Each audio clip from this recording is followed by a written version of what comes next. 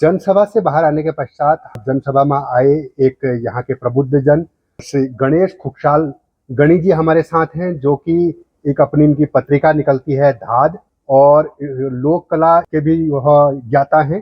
तो मैं उनसे जानना चाहूँगा कि यदि हमें ट्राइबल स्टेटस और 5th शेड्यूल अगर हमें मिलता है तो उससे हमारी लोक कला लोक संस्कृति कैसे बच सकती है, और आप इसके समर्थन में हैं?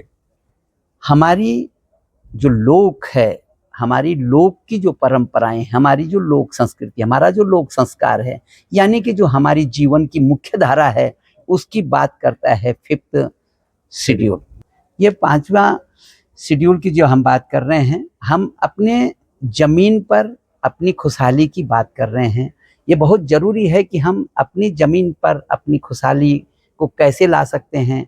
हमारी इस जमीन पर जो दुर्गम हिमालयी क्षेत्र है, इस हिमालयी क्षेत्र में हमारी भावी पीढ़ी कैसे सरवाइव कर सकती है, उसको समझने की बात है।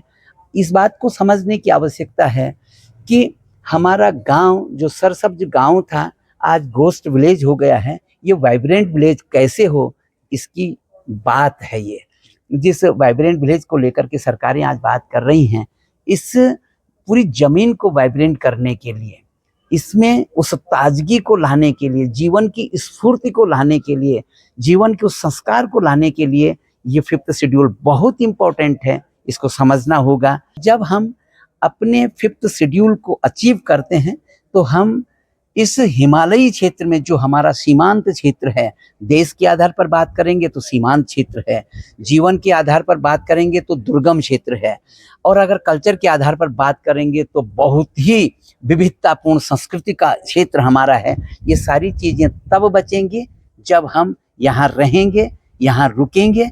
हम यहाँ रहेंगे और रुकेंगे तब जब हमारे पास इसके लिए संसाधन उपलब्ध होंगे, और संसाधन उपलब्ध होंगे 5th शेड्यूल ट्राइब्स स्टेटस से।